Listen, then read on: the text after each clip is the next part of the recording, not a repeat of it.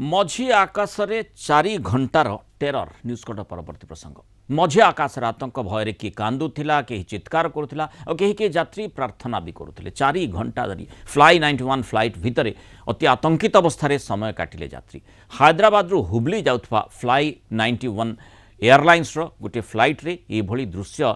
देखा मिली हुबली रे अवतरण करिवार किछि समय पूर्व पाग खराब हो जाइथिला फल फ्लाइट को अवतरण करि पारि नथिले पायलट केउठी अवतरण कराजिबो से ने निष्पत्ति नेबा भितरे प्राय 4 घंटा धरी मझी आकाश रे विमानटी चक्कर काटिथिला सुरक्षित अवतरण पाई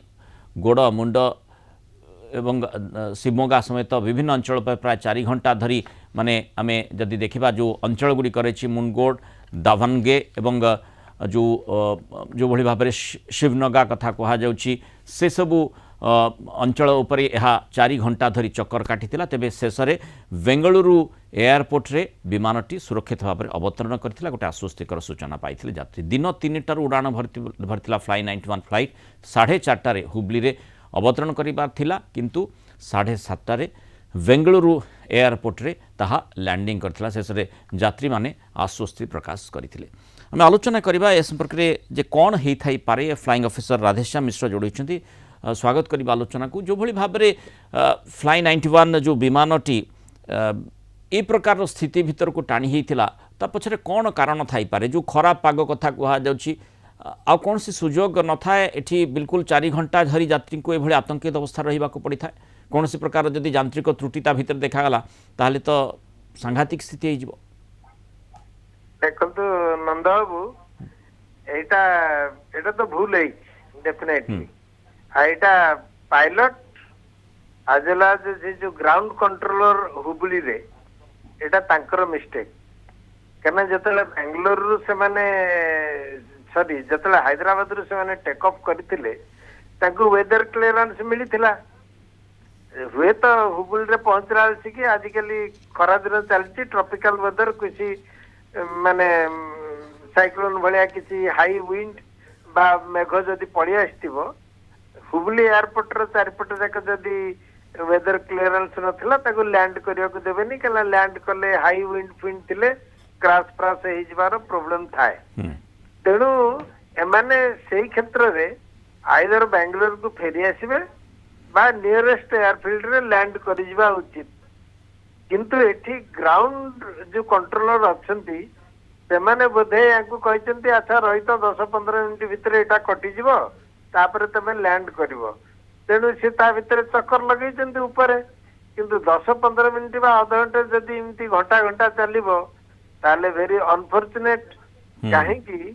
ना हैदराबाद रु हुबली फ्लाइट टाइम होची घंटे 25 रु घंटे 45 minute depending upon the speed of the plane type of plane आउ हुबली रु बेंगलोर केवल 25 मिनिट्स फ्लाइट